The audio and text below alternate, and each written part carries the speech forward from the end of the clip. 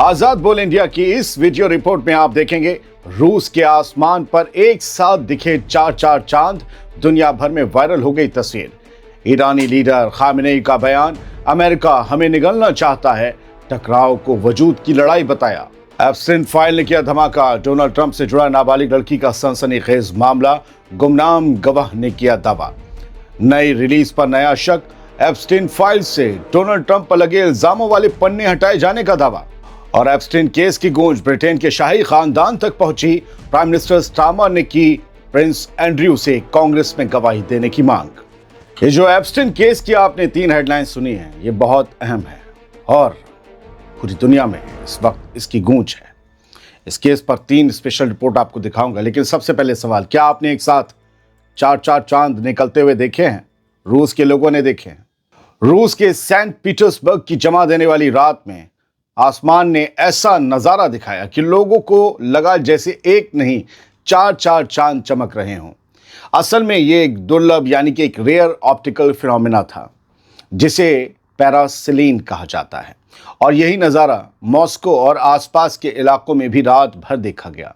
ठंडी हवा में ऊंचाई पर तैर रहे बर्फ के बेहद पतले पतले क्रिस्टल्स, छोटे छोटे क्रिस्टल्स जब असली चांद की रोशनी को मोड़ते हैं तो आसमान में कई चांद दिखाई देने लगते हैं, जैसे कोई मिरर ट्रिक चल रही हो।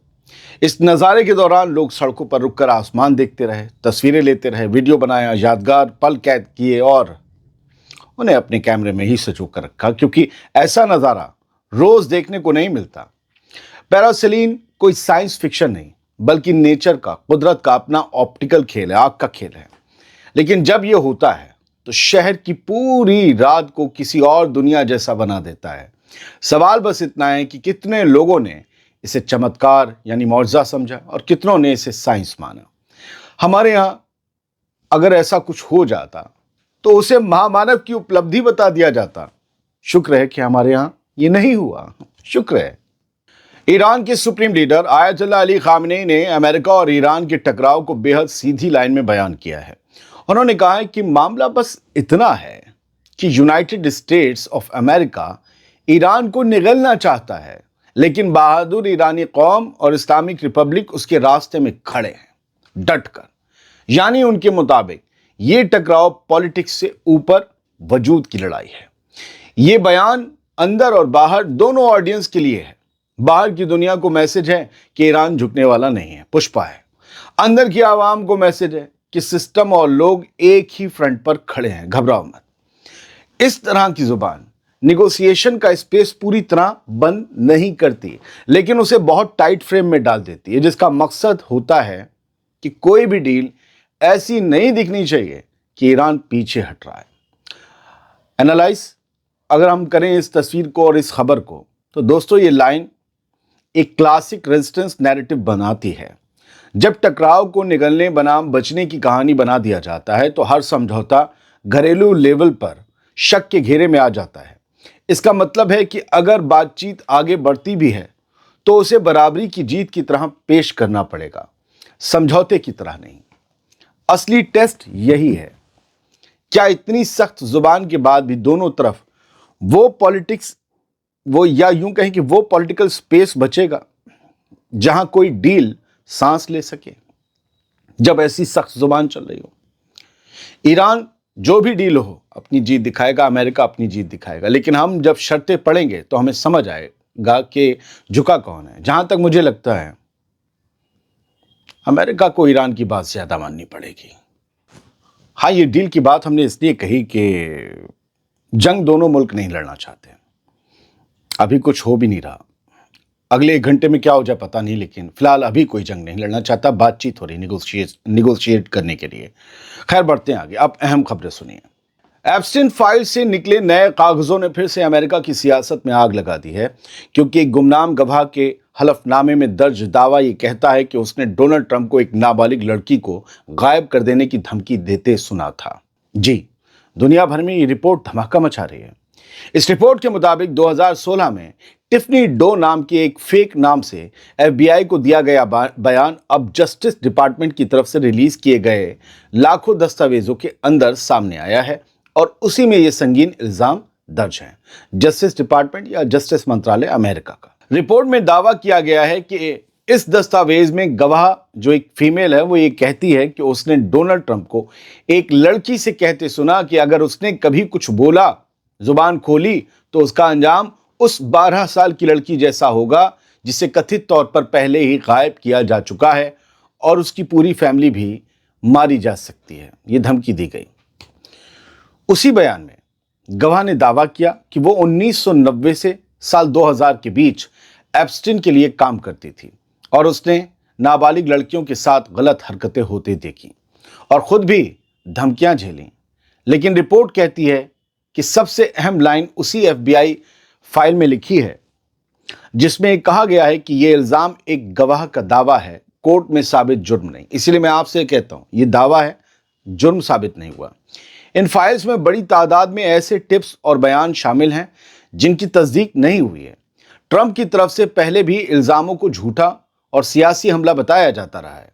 दोस्तों, ये खबर आज पूरी दुनिया में तहलका मचा रही है क्योंकि इसमें नाम उछला है सुपर पावर के प्रेसिडेंट यानी डोनाल्ड ट्रंप का। एप्स्टीन से ट्रंप के रिश्ते पर बहस पहले से चलती रही है और अब इन दस्तावेजों ने उस बहस को फिर जगह दिया है।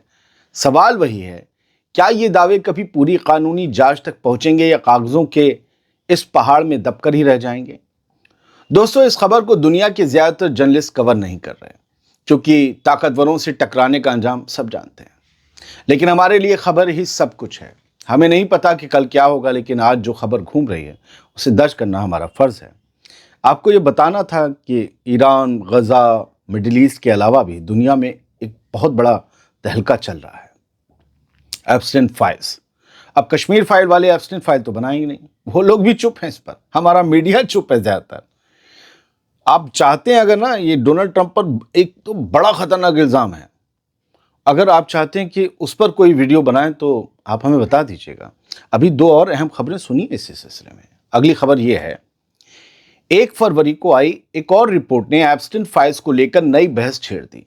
दावा यह है कि अमेरिका का जो जस्टिस डिपार्टमेंट है उसने दूसरी रिलीज से वो फाइलें हटा दी हैं जिनमें डोनाल्ड ट्रंप का नाम सैकड़ों बार दर्ज था। इस्राएली अखबार लिख रहा है।